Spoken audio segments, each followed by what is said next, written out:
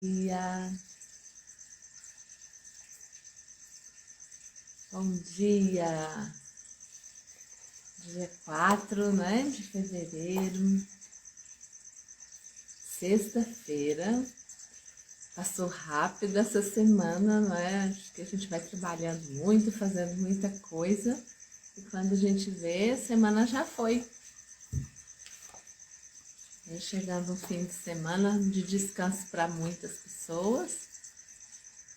E hoje a gente está aqui para completar o capítulo 6 desse livro que nós estamos estudando, né? Como usar as leis da mente, do Joseph Murphy. Bom dia, Aline. Bom dia, Cris. Que joia. E a gente encerra o capítulo 6. Na semana que vem a gente já entra aqui falando sobre padrões de comportamento, criatividade, algumas questões muito interessantes. Já li esse capítulo. Então, vamos fechar o capítulo 6 aqui para a gente fazer essa meditação de hoje. Eu achei muito interessante quando o autor vai falando aqui de algumas coisas que eu fui lendo e lembrei de épocas importantes que eu compreendi disso aqui, né? Algumas coisas a gente lembra quando é que a ficha caiu. Eu fiquei assim bem feliz. Tem uma parte do capítulo 6 que ele fala sobre o príncipe desse mundo, e citando um versículo bíblico que tem em João 14:30, que fala: porque vem o príncipe desse mundo, mas ele não tem nada em mim, Deus falando, né? E aí a gente sempre fala do diabo, né? De Satanás, de Lúcifer. E o autor coloca uma visão aqui bem interessante, que ele fala que uma moça universitária que leu alguns dos livros dele, entre esses livros Canções de Deus, ainda vou providenciar esse livro para mim, eu escutei esse livro em áudio. É todo em cima do livro de Salmos, um livro maravilhoso desse mesmo autor.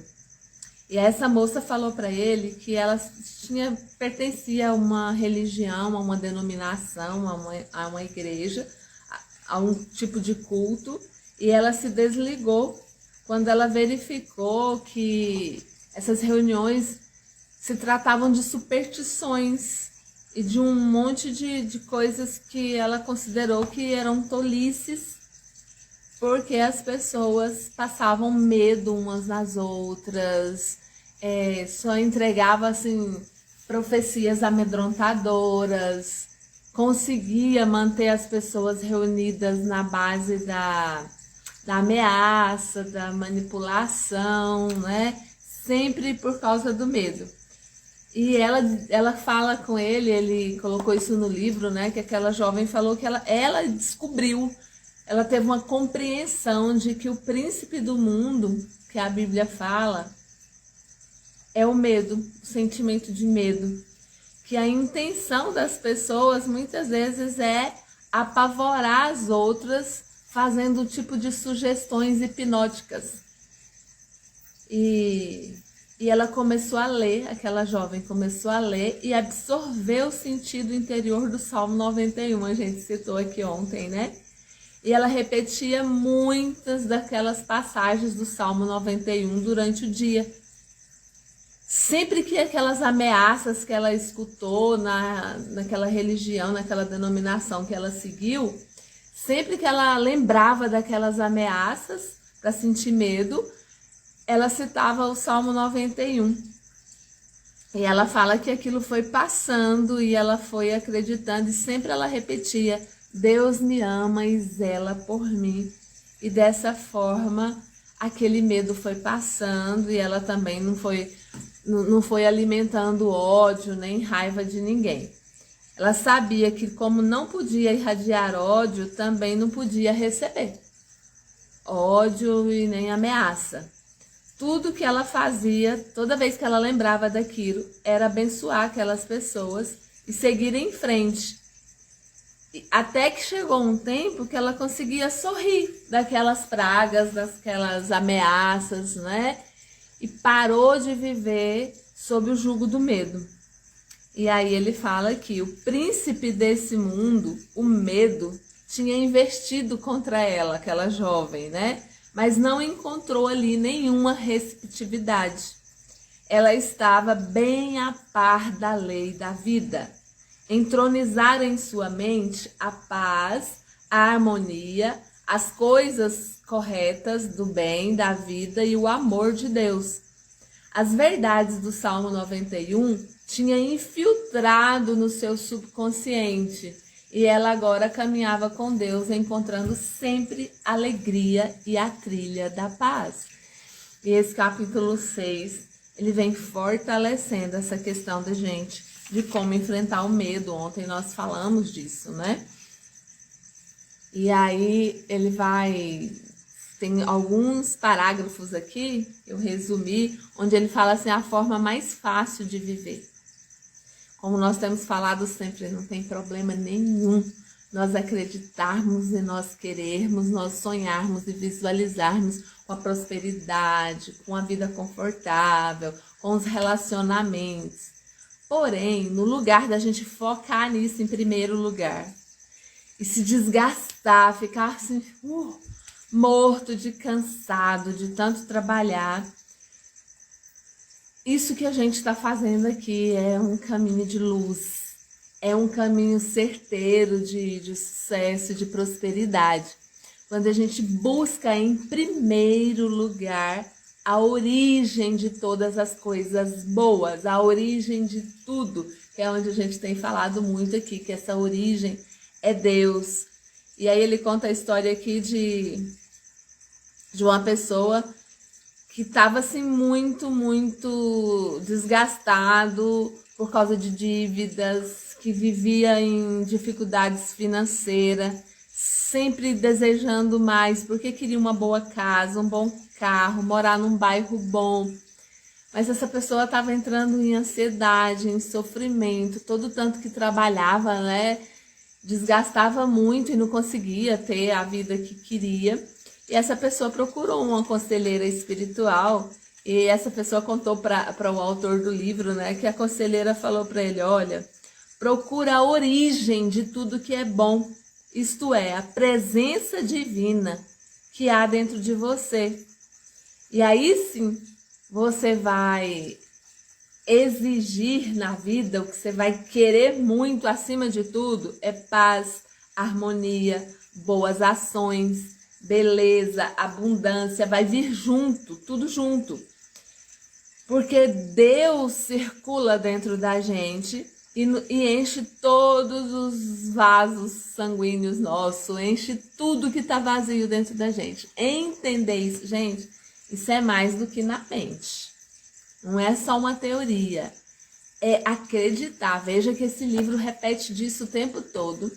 E a nossa ideia é terminar esse livro para a gente fazer esse ano só de meditações, mas já assim, com essa convicção dentro da gente, que Deus habita em nós, que o poder criador de Deus, o poder amoroso de Deus, sabe, tudo que é bom habita em você. A gente precisa acreditar nisso, para nós focarmos no bem, para nós conseguirmos não dar atenção para as sugestões ruins que chegam até nós, para elas não impressionarem o nosso cérebro. A gente tem falado muito disso aqui, não é? Para nós aprendermos a nos impressionar com aquilo que é bom, com aquilo que é de boa fama, com aquilo que é agradável, com aquilo que é bonito. Ai, Luciane, eu vou negar as coisas difíceis? Não, não é negar, fingir que não existe. Mas é não se impressionar, entendeu?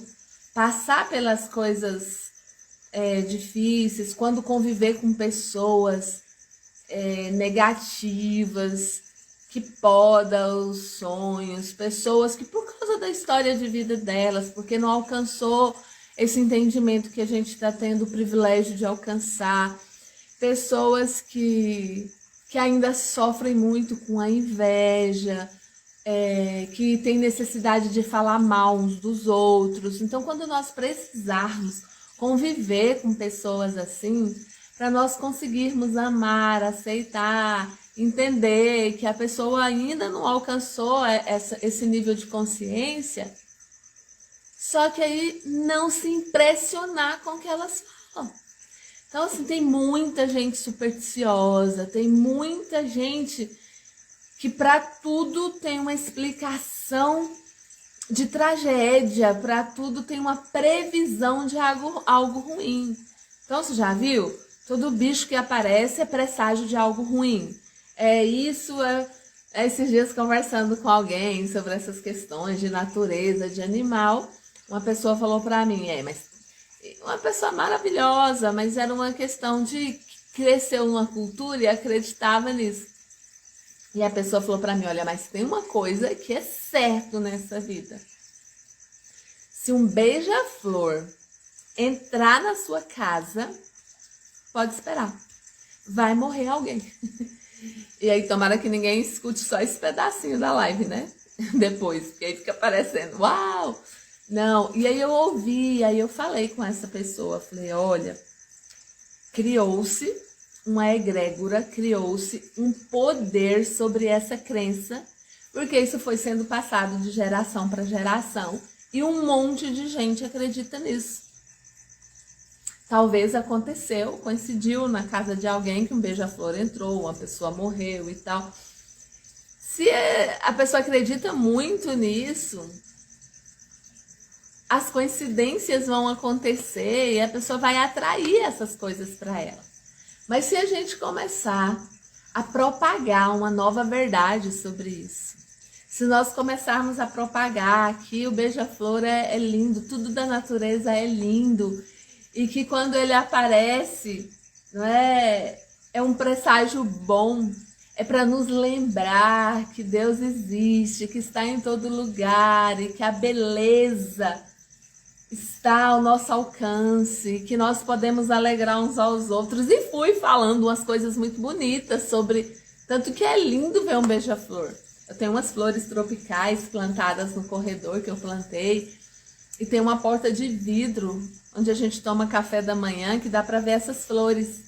Então o beija-flor vem. E não entrou em casa porque não fica aberto, mas se um dia um beija-flor entrar em casa, eu acho que eu vou ficar até sem fôlego de tanta alegria, porque a hora que a gente está tomando café, que o beija-flor aparece lá fora, chupando o néctarzinho, né, daquelas flores. Nossa, eu paro tudo e fico, olha lá, amor, olha lá, ele chegou.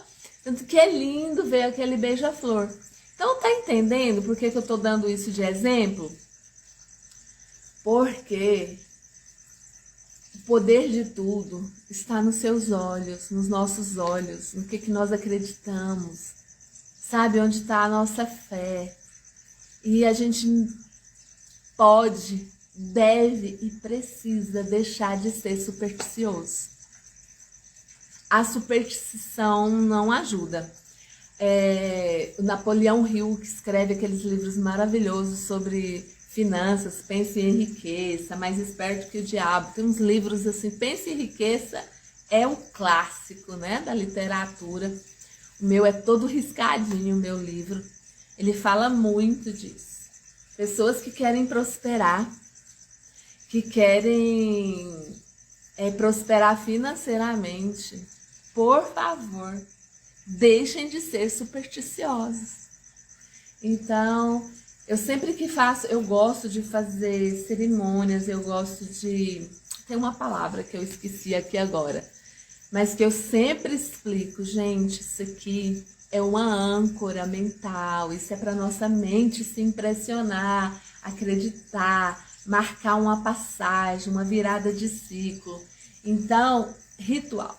Os rituais são muito importantes. A Bíblia é cheia de ritual.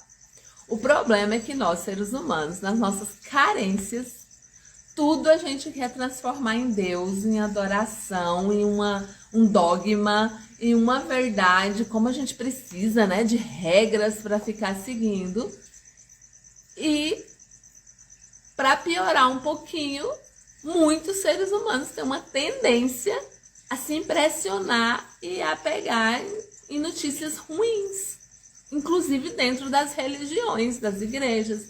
Então vamos parar com isso, tá bom? Que no Despertar Consciente nosso trato é esse, é olhar as coisas, ver, admitir nossas emoções, nossos sentimentos e aí lembrar de lembrar que tudo vem e volta para Deus, que tudo é bom no final, tudo é perfeito, tudo coopera para o bem daqueles que amam a Deus, porque quem ama a Deus se ama, ama o próximo, ama a natureza. Então tudo coopera para o bem daqueles que amam. Amam. Não tem jeito de amar fora de Deus. Então se uma pessoa ama, ela é de Deus. Tá entendendo? E aí tudo desenrola, porque é o amor que cura todas as coisas. E nós estamos nesse planeta Terra, nós estamos vivos nesse tempo para amar, para viver o amor. E aí a gente se livra do príncipe desse mundo. É assim que a gente se livra do diabo, dos demônios, do nome que quiser dar. Através do amor. A Bíblia é muito clara sobre isso. Que onde há o amor não há medo, porque o amor lança fora todo medo. A Bíblia diz que o diabo é o pai da mentira. É o pai, então, das superstições. O medo é o pai das superstições. O diabo é esse medo. É isso que afasta a gente de Deus, afasta a gente da gente mesmo, afasta a gente da natureza. Olha bem, gente. O que as superstições faz? As pessoas ficam com medo dos animais. A gente precisa ter bom senso, cuidado, inclusive uns com os outros. Não é pra gente ficar cutucando uns aos outros, provocando a ira uns nos outros, levando o instinto de sobrevivência das pessoas ou dos animais a querer atacar. Mas se a gente trata todo mundo com respeito e com amor, nós também seremos tratados assim. Seja na natureza, seja nas relações humanas, não é? Então, nada de, sabe, não cai nessas crendices, né? Nossa, um gato preto passou na frente, apareceu uma cobra, tem não sei o que, o beija-flor entrou dentro de casa. Gente, a natureza, que coisa linda, né? Então, tira o melhor de tudo e vai desvencilhando do medo. Faça afirmações. Todas as vezes que acontecer alguma coisa, que vier um medo, uma angústia, faça afirmações de poder e de amor e de grandeza. Então, aquela moça falava, Deus me ama, como que era a frase? Deus me ama e zela por mim.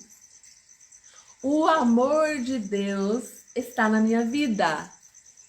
Eu transmito o amor, eu recebo o amor e transmito o amor. Igual aquela fontezinha de água, ó, escuta o barulhinho.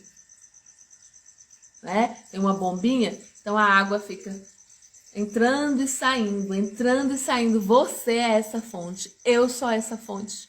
O amor fica entrando e saindo na gente. O amor fica entrando e saindo na gente. Visualize isso dentro de você, acredita nisso. Né? E isso vai nos libertar de muitos medos, vai fazer a gente crescendo. Nós vamos deixar de ser crianças nesse aspecto do medo. A criança que vai ficar viva dentro de nós é a criança da criatividade, da pureza. A gente mata a criança da pureza, da criatividade, põe ela de castigo, prende ela na gaiola e a gente só deixa solto a criança medrosa, a criança do trauma, a criança traumatizada. A criança traumatizada pode descansar. Deixa a criança criativa, pura, cheia de fé, solta na sua vida. Né? Mas aí a gente foi treinado que isso é perigoso, vão passar a gente para trás, não pode confiar em ninguém e tal. E a gente foi crescendo cheio de medo. E aí o autor vai falando aqui que os segredos da vida, então, é isso. É colocar Deus em primeiro lugar, é nos reconciliarmos com Deus e com nós mesmos, porque Deus não está fora, está dentro. E eu escrevi de caneta aqui: buscar Deus fora de nós atrasa tudo. Ontem eu ouvi de uma pessoa, falou para mim: a Luciane deu um salto quântico. Eu conheci a Luciane, eu não sei quantos anos. E aí hoje cedo aqui eu relendo, né? Pra gente conversar no Despertar Consciente. Eu falei: que sacada de Deus, que coisa maravilhosa, que motivo para gratidão, para festa, de júbilo.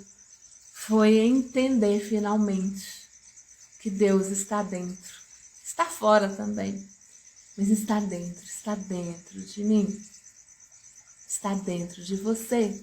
E aí eu me respeito mais, eu te respeito mais quando eu entendo isso. E a vida começa a fluir para valer, né? Então, outra coisa que eu amei que está aqui nesse capítulo, ele falando sobre a resposta para a fatalidade do desânimo, e que é o rochedo de Gibraltar, o que é uma pessoa poderosa, o que é um grande líder.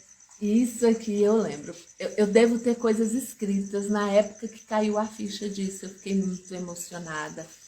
Quando eu entendi, eu fiz a minha primeira reunião, eu imaginei uma reunião, já contei isso, conto muito isso. Tem uma mentoria do Perder para Ganhar que eu conduzo uma cerimônia de reunião com sentimentos.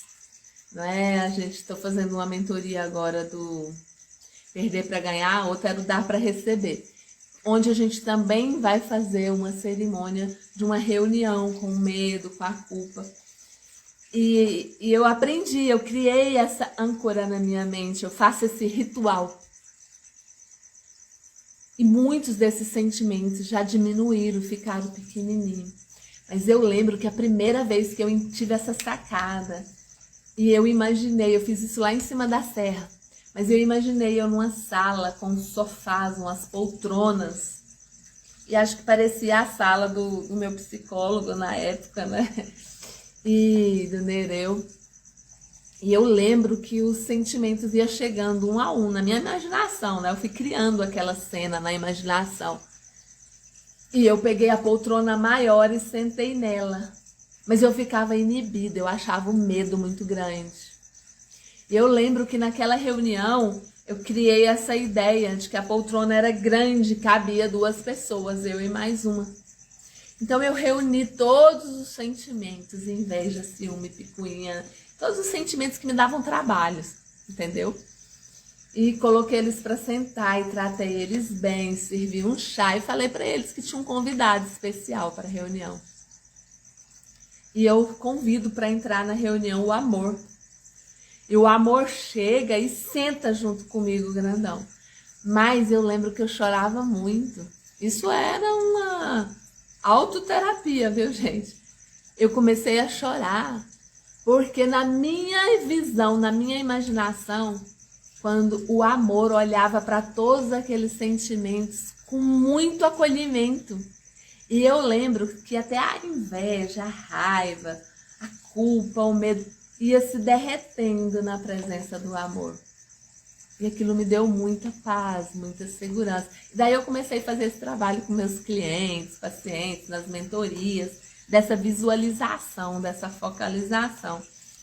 E entender, acreditar, visualizar e sentir o amor te acompanhando, o amor em você, o amor inclusive amando você mesmo, amando os seus sentimentos, amando os seus pensamentos piores. Vai te acalmando. Vai tirando a gente da ansiedade, do pânico. Não é incrível isso? E aí o autor fala isso. Olha essa frase. Eu quero achar isso aqui. Só se torna um verdadeiro chefe de equipe, de família, E na época eu saquei isso. Eu lembro que eu falava, gente, para prosperar na vida eu preciso aprender a liderar e tudo. E eu não vou ser uma boa líder nunca, enquanto eu não liderar as Lucianes que tem dentro de mim. Esse tanto de sentimento e de pensamento. Aí ele fala, eu amei quando eu achei isso aqui nesse livro. Só se torna um verdadeiro chefe aquele que assume o comando de uma tripulação de pensamentos variados que reside em todas as coisas verdadeiras, sinceras, agradáveis, nobres e que sejam bem-vindas por Deus. Lembra que a gente fala que não tem só as coisas bonitinhas que a gente é integral. No todo tem de tudo. Aquilo que a gente julga, critica, rejeita, a gente tem uma mania de querer excluir. E quando a Bíblia fala para a gente parar de ficar querendo separar o joio do trigo, que isso não nos pertence, eu sempre só pensei em pessoas, né? Quem que é de Deus, quem que não é. É pensamento.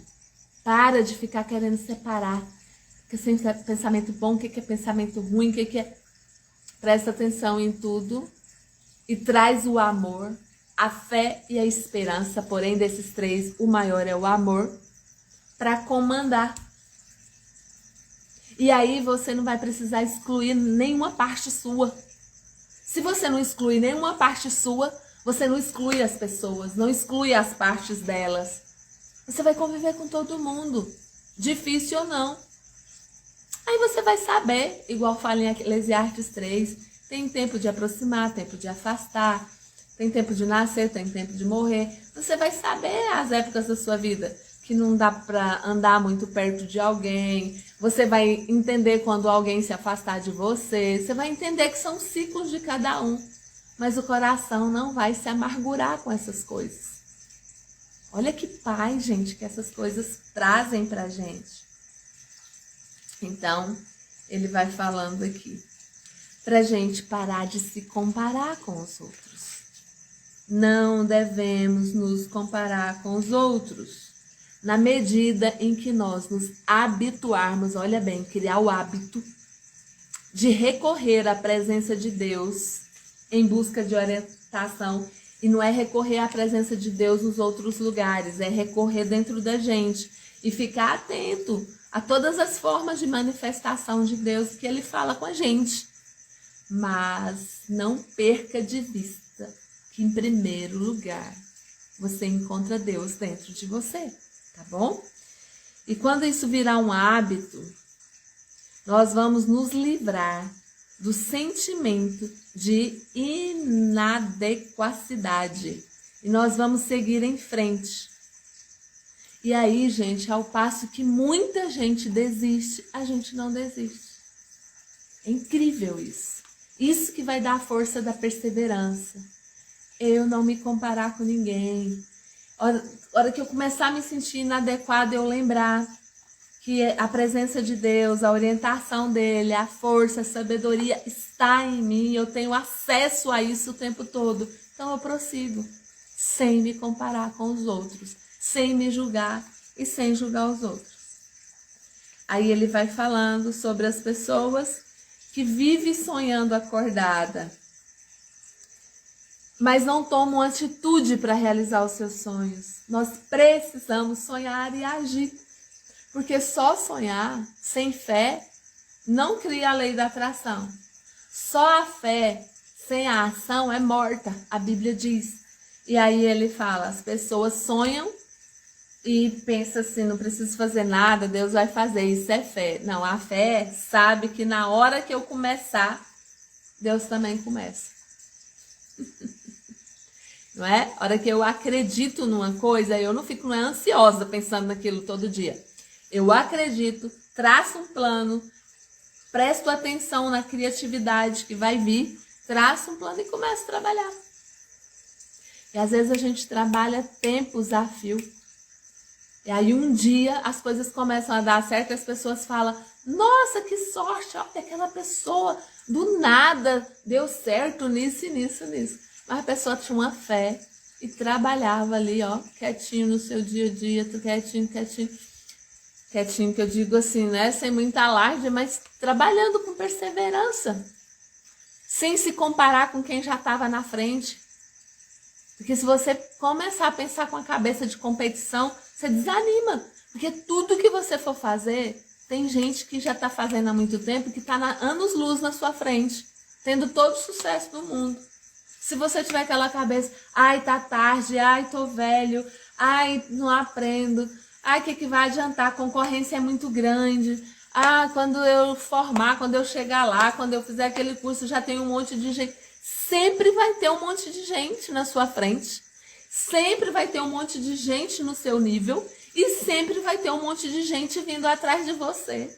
E sempre vai ter gente precisando da mercadoria que cada um tem para entregar. Da amizade que cada um tem. Do amor que cada um tem. Tem público para todo mundo. Então não se compare. Descubra sua paixão, seus sonhos, seus talentos, os seus dons. Coloque em ação. Se prepare. Treine suas habilidades. Fique bom naquilo que você sonha. E as coisas vão acontecer, né? E aí ele fala aqui, por fim, da lei de causa e efeito. Eu amo isso aqui. Que uma forma de explicar essa lei é a expressão das crenças. Tudo aquilo que a gente acredita, o nosso subconsciente fará com que venha à tona. E aí ele vai contando uma história aqui. Olha bem, eu tenho que compartilhar isso com vocês. Ele foi num estabelecimento comercial, esse autor era muito convidado, assim, para orar com as pessoas, para aconselhar. E ele foi no estabelecimento comercial e o funcionário principal foi conversar com ele lá e falar, olha, a empresa está indo à falência. E a razão disso aqui, o funcionário, né, falando do patrão, é que o meu patrão tem uma vida dupla. Aí foi falando, ele tinha um amante, estava se divorciando, era um carrasco impiedoso com seus empregados, estava sempre admitindo novos empregados para substituir os antigos, e porque ninguém aguentava os maus tratos dele. E o cara falou para ele, todas as instituições são a sombra do homem, a sombra do dono. E aí esse autor falou aqui, o fracasso daquele homem em seu negócio era, na verdade, o seu completo fracasso na arte de viver com sucesso e com harmonia. A causa de tudo não era o negócio, e sim a maneira como ele se sentia culpado. O medo e os conflitos íntimos. A animosidade contra a mulher dele, contra funcionários. O sucesso depende de como nós nos sentimos intimamente. É a parte íntima que controla a parte externa. A externa é um reflexo da interna. Só que as pessoas falam assim, tá dando errado porque ele tá pecando, porque ele tá traindo a mulher, tá dando errado porque maltrata os funcionários. Sim, mas não é bem esse o motivo. O motivo ainda tá atrás. Por que que trai a mulher? Por que que trai o marido? Por que que mente para as pessoas, por que maltrata os funcionários. Tá entendendo o que eu tô falando? Eu não tô aqui defendendo fazer coisa que não é correta. Eu só tô falando que o problema não é a coisa em si. São os conflitos internos que levam as pessoas a fazerem coisas que elas mesmas não se sentem bem lá no fundo, acham errado. E a pessoa que faz coisa errada, o que eu tô chamando de coisa errada? Coisa errada, sempre que a gente faz algo que é contrário à vida, que usurpa algo de alguém, que engana, que entristece, que mente, que... E aí vocês podem pensar em várias coisas. Isso cria conflito interno. Até porque quando a gente está fazendo essas coisas, a gente já tem algum tipo de conflito interno. A gente já não acredita na felicidade, a gente já não acredita que vai conseguir, que merece e que dá conta de conseguir as coisas de um jeito justo, honesto. Então, a pessoa está em conflito. Mais cedo ou mais tarde, esse conflito vai pular para os seus negócios, para os seus relacionamentos e a vida vai começar a desmoronar. Então, gente, essa lei da causa e efeito é isso. O que está por dentro manifesta por fora, tá certo? Então, cuide do que está por dentro de você. E por fim, acredite num futuro melhor. Seja ousado, porque Deus não nos deu espírito de timidez, mas de fortaleza, de amor e de sabedoria. Tá lá em 2 Timóteo 1,7. Tá? Então, vamos vencer nossos sentimentos de culpa, nossos conflitos internos, com declarações de poder e de amor. E olha que legal. A meditação de hoje, nós vamos fazê-la agora. Respira fundo aí.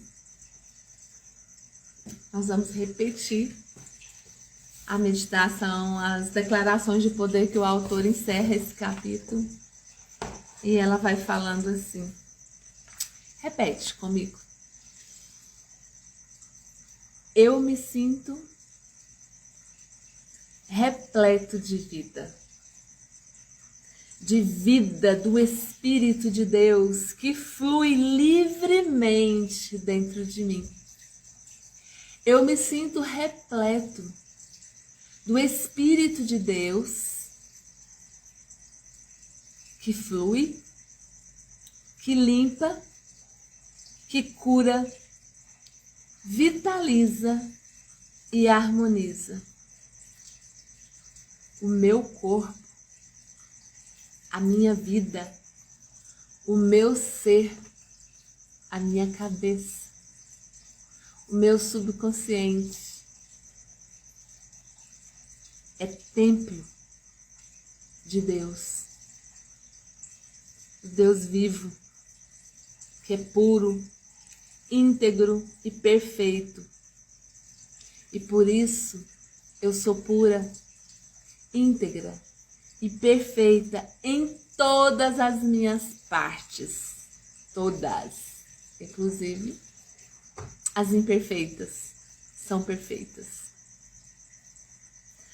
Todas as funções do meu espírito, da minha alma, do meu corpo, são controladas e governadas pela sabedoria e pela ordem divina.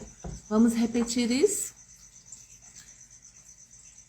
Todas as funções da minha mente, das minhas emoções, do meu corpo, são controlados e governados pela sabedoria e pela ordem divina.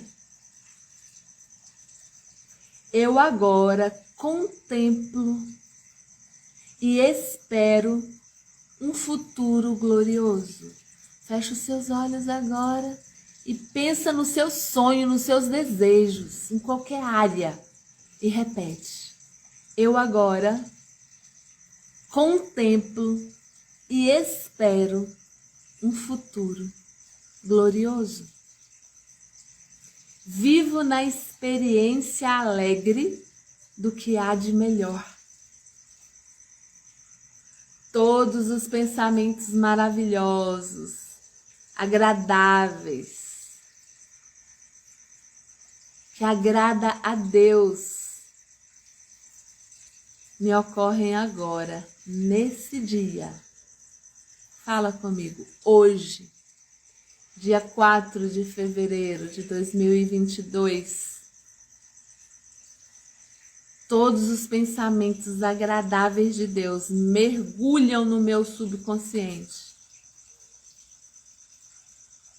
E eu sei que quando chegar a hora, todos os meus pensamentos se apresentarão como harmonia, saúde, paz, condições, experiências e acontecimentos.